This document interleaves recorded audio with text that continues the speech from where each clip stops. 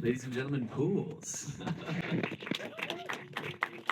Cast and crew. We got Kevin, the roommate, here. Sam Hayes, the director. Michael Vlamis. Michael, the AC guy. Ben Hardwicke, the DP. Wow, I have such a deep appreciation for this film because we all sort of bonded too hard on this. We were sleeping at Sam's mom's house. I shared a bed. Who'd you share a bed with? With Spencer Waldner. He cut the lawn in the very beginning of the film. Why didn't you give him more screen time, man? He had to be cut, for sure. I remember you going through that. I'm not a Q&A host, but I'm going to make it happen tonight. We're going to start with a generic Q&A question for Sam, and then I'd love to sort of just get a conversation going about, the entire project. But Sam, if you want to share sort of the inspiration behind this film, I think everyone would love to hear that. For me, the initial inspiration was just wanting to make a movie about pool hopping, feeling like that was the perfect premise to explore like a coming of age story. Like a lot of my favorite movies are coming of age movies like The Graduate, or Ferris Bueller's Day Off, The Breakfast Club, which were shot in the same area as this. So I wanted to make something like that, and I just was really drawn to this idea of a pool hopping summer story, and the glowing blue light of a pool felt like such a symbolic sort of spiritual thing. So I just kind of went from there. I really didn't know where it would go, and then as I filled it out and kind of started to understand who the characters were, it just kind of naturally became like sort of boiling, like, my 20s down into like a couple nights for Kennedy, and sort of my own coming of age story.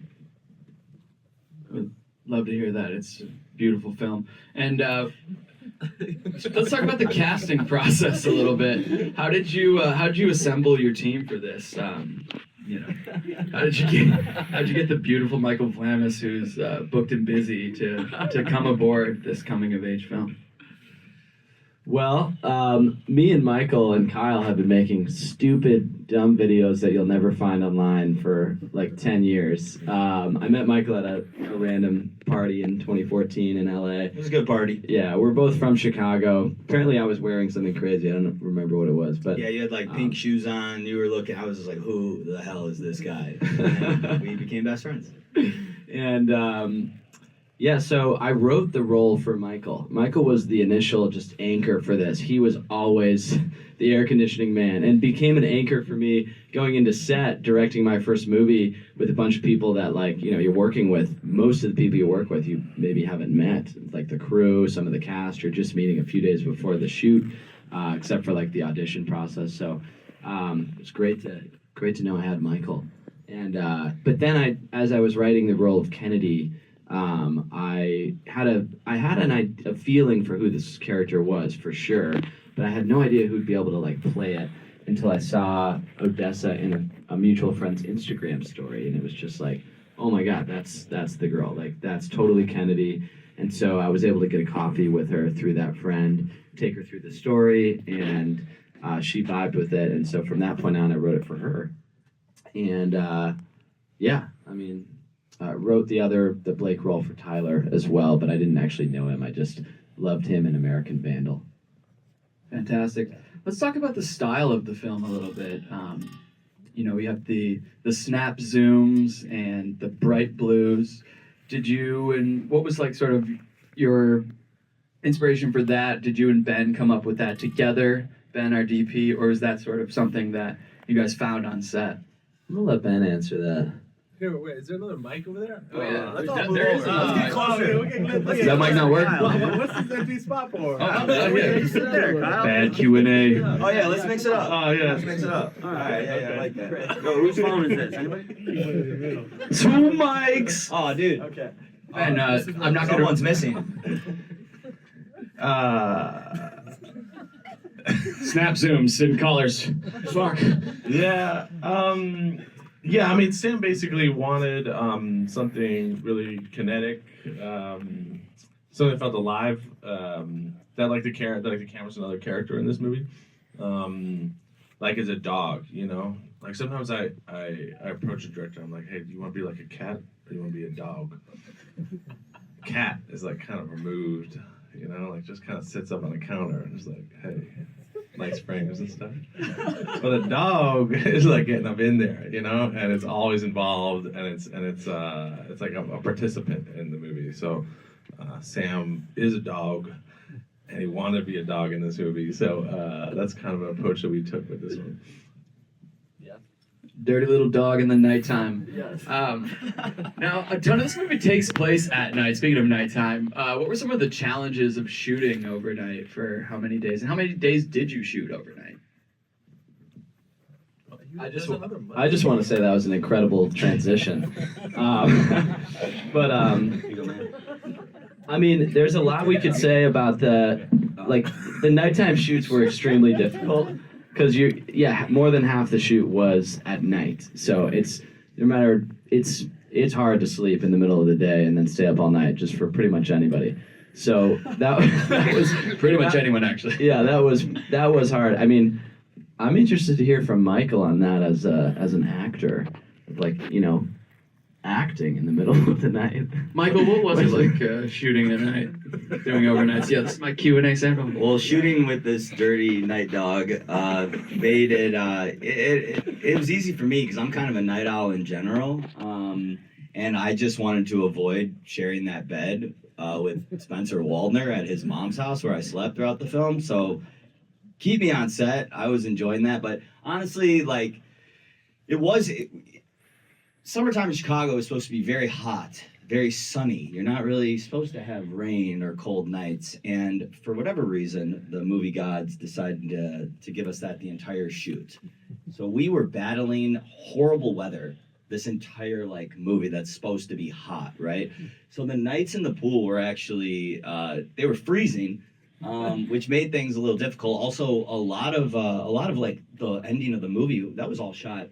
That was one night, wasn't it? Yeah. I mean, we did the last 14 pages. 14 pages, yeah. So Odessa and Michael each had 2 takes, per single, but they nailed it. Well, you're freezing the whole time, and then also for whatever reason, in the movie, I dive in the deep end, and then all of a sudden we're in the shallow end.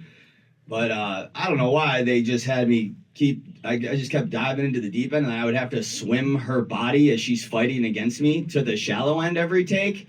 And in the movie, it was just I'll just put him in the shallow end. But for me, it was grab her and just try to save her life in that moment. But that was probably the most physically exhausting day, but also the most rewarding because we had the most to chew on, as actors. But otherwise, it was just a fun, awesome shoot being home in Chicago. Sam and I are from Chicago, and I got to see my family every single weekend. We never get to do that. It was the longest I had been home since summer in college. So it was kind of, the whole thing was a gift.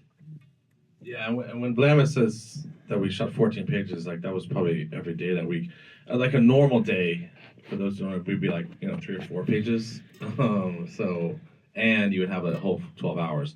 But these nights were, because we're shooting in the summer, nights are super short. So we would have, I don't know, maybe 7 hours of actual nighttime shooting. It was intense, yeah. How did you lock down all those mansions to shoot in and stuff like that? Because it's such a important part of the story, and it's your hometown. It's where you grew up is the backyard of your childhood. How did you find all those? And You're doing a great job. thanks, man. Great job.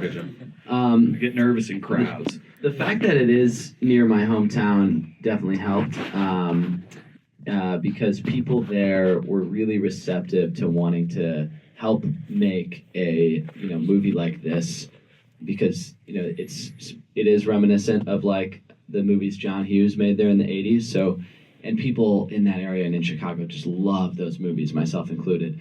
So people were excited to be a part of it, and we were fortunate to find. I spent the whole summer before the summer we shot during COVID looking for these locations, because I felt all right, it's not going to be a big budget shoot, but these mansions were so important to me to have something that felt completely otherworldly, amazing mansion. So it was just a matter of meeting people. I went to the Lake Forest Historic Preservation Foundation, and met some people who introduced me to some people, and finally found the right guy. This guy Adrian Smith, who owns the main mansion, who is like a world famous architect, and he built the Burj Khalifa actually. And this house was a house that was like about to be torn down, had fallen into disrepair.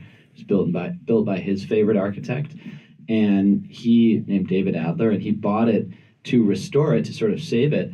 And when he bought it, he didn't even know there was a pool because it had flooded into a swamp. And so when they cleared it all away, it was like, oh, there's this big, beautiful pool there. And he just wanted to use it for the community and as his office, and they have art classes there and stuff. Yeah. So a movie was a good fit for us to be able to like pay a ridiculously low price to be able to basically camp out there for like 2 months. I'd love to open it up to some of the people in the audience if you have any questions for the cast and crew. My guy. I had a question for Sam. There's a lot of surreal moments in the film, and like I feel like the most central one is like the Dale turns 50, Right. like cardboard cutout that like turns into like a voiceover narration, and like that recurs in such a profound way throughout the film. I wanted to ask you like about like the significance of that. Yeah, for sure. So initially when I wrote the script, the voiceover was Mike Ditka, the famous Chicago Bears coach, because it was just trying to be really Chicago-y, and it was a lot of fun. And we shot the Ditka version too, but we didn't know if we'd get the rights to Ditka. We did end up getting the rights, but he kind of like, it wasn't going to work out for other reasons.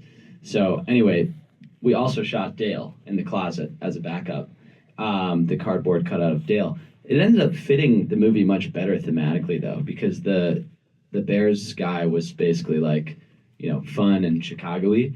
But the Dale thing became a lot more of a symbol of like the version of yourself that you hide away, that you don't feel is acceptable for you to actually live your life with, that you feel like is this version you have to hide, or that you're afraid people will judge.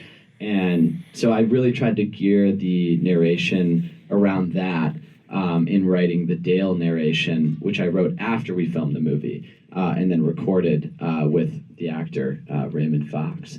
And so it's really meant to be symbolic of like this. He's meant to be this godlike narrator that is also absurd because he's a cardboard cutout of Dale.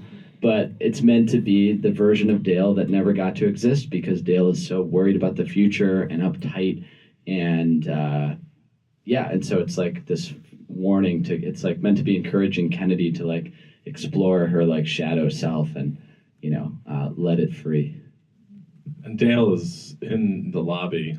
If anyone didn't notice, If you'd like to take a picture with Dale, he's there. Anyone else?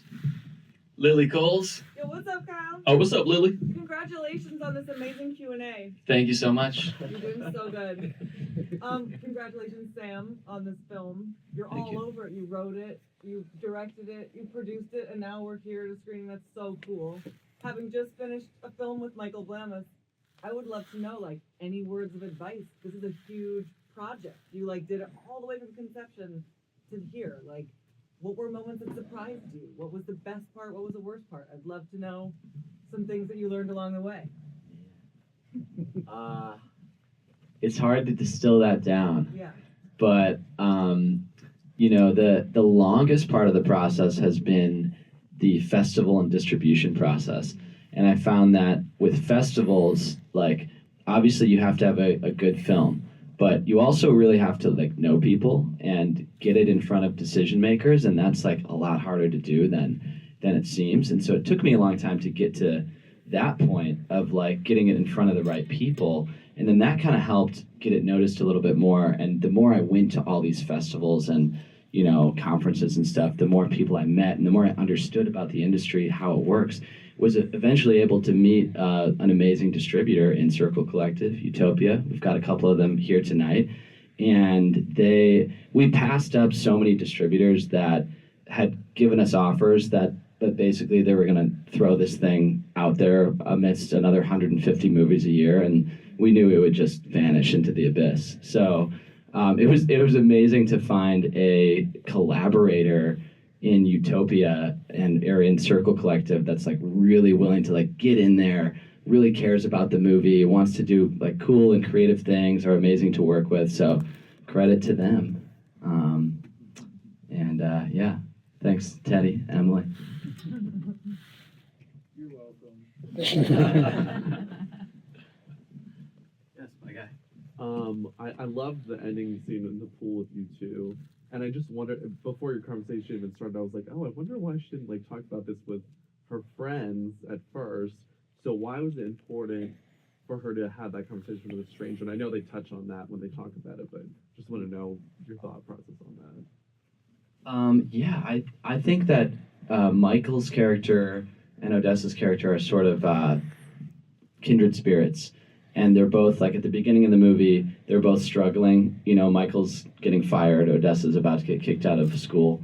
And at the end of the movie, they kind of ping-pong back, or swing back around, and Michael's journey that he's still kind of figuring out and coming to peace with serves as a mirror for Kennedy, because he says that line where he's like, or she says that line where she's like, oh, you're an air conditioning, you know, what do you want to do besides being the air conditioning king of Chicago, right? Like, what do you really want to do? And he's like, well, what if this is what I really want to do? Why does everybody think that? You know, like, this is okay. And I think when he says that line and does his monologue, which is one of my favorite parts of the movie, Michael just absolutely killed it.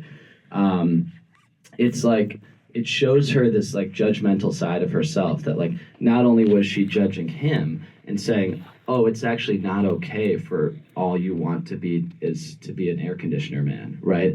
She realizes that is okay, and that she's actually judging herself so much too, where she's like thinks she has to fit herself into other people's expectations or this older version of herself, and that it's not okay to explore something like, which for her is music, but could be anything for anyone, that you know, maybe isn't the traditional way and doesn't have a lot of certainty in it, but is what she really truly wants and, you know, feels her heart tugging her to do. So yeah, that's why that's when I knew this was a real movie during the writing process, was when Michael came back into the picture at the end of the movie, and it was like, oh, okay, yeah, he's breaking into the house while she's still staying there. Okay, there's like a movie there. So I don't know if Michael wants to speak to that as an actor, but yeah. I mean, all I think about when you ask that question is sometimes it's hard to talk to the people closest to you about what's really going on, you know, because of the fear of judgment or the fear that they know you too well, which literally the character says. So, but I do think that all the time. I find myself venting to random people who know nothing about me. I'm like, why am I sharing this right now? But it's also like a blank slate, you know, in a way. And I think that, yeah, it was represented there, you know. I mean, a lot of like the nothing matters and all that stuff. Like, I was saying that for a long time, and Sam always loved it and was like, I'm putting that in the movie, you know. So I think there's a lot of similarities to me in that character. Obviously, I wouldn't break into a house, you know. I mean, I would smoke cigs in my car. But yeah, there's a lot of things I wouldn't do, but there are a lot of similarities. Right here. Thank you so much. Oh, what a heartfelt movie. So congratulations. You guys are making filmmaking look really easy, besides the cold nights and like getting Utopia to take it and buy it. But did you have any other bad days on set, or was it just easy breezy fun? That's a good Ben question. Ben was an absolute hero. He essentially became the assistant director as well. He just was a beast. There were no bad days. It was all great. No, we actually like. How long was the original cut of this? Like of the movie or the the first cut. The first cut was like 2 hours 45 minutes. Yeah, so that means that we almost like cut out like another film of this, right? Which means that like you're shooting a ton, and there's a lot of shots in this movie. So like I think you have to be very fast paced, and I think like whenever you have like an abbreviated shooting schedule, you have to be extremely efficient, but you also have to be mindful of how many takes you get with an actor. So like there's this weird balance, you know, of how can we be creative with the camera? How do we like how many shots can we actually get and how many takes can we make sure that, you know, just to like do service for the actors and the performance that they're giving. That was probably like one of the bigger challenges of this one. But I don't know. Like I mean, it was a really fun shoot. Like it felt like a family, and that I think was really. If you feel like you're working with people who trust and support you, and everyone cares about each other, then like problems seem smaller, I guess. And I think like that just sort of shows like the kind of team that Sam assembled. It was good people, and we all cared about what we were doing. So I think, you know, there was probably all kinds of problems, but, you know, I don't really remember. We did beef a little bit, remember? Because I refused to smoke cigs at first. Oh yeah. For whatever reason, I decided to quit smoking cigs that summer. And Sam was like, dude, I need you to smoke cigs. And I was like, I'm not smoking cigs, man. I quit smoking cigs. And he was like, all right, will you smoke a Black and Mild? And I smoked a Black and Mild in the van. And that was all because I was like, oh yeah, I'll smoke a Black and Mild. I went right back into smoking cigs. And he's been smoking ever since. No, I took last year off. Didn't we have some like fake cigarettes for you too? Like, Come on. You got addicted to those too. You guys, this is the end of our Q&A. We have to wrap it up, but I just want to say thank you so much. How did you know we had to wrap it up? I got a signal from our team back there. Yeah. Nice. Thank you so much for watching, Sam. If you have any final words, I'd love to give the floor to you. No, nothing really except, yeah, seriously, thank you for being here. This is like awesome for us. And yeah, we're excited. We are having a little after party at a place called Jeans. And if you guys want to come, anyone who wants to come to Jeans is welcome to come. So you just have to present your ticket at the door. Throw some shirts. And we got a couple shirts. We got a t-shirt cannon. Who, so raise your hand if you really want a shirt and you're small. Let's see some smalls. Oh man, I don't know how to do this. Pick your favorite person, Sam. How do we show that arm, Sam? Show that arm. T-shirt cannon! There we go. 1 for 1. Let's get a medium on board. Actually, we've only got one left, and it is an extra large. Extra large. I think it's for you. It's for you. And We only brought 2 shirts, guys. I'm so sorry. we should have brought more. All right, fuck it. Thank you so much. Yeah. This concludes our Q&A. Thanks, everyone. Thanks for coming.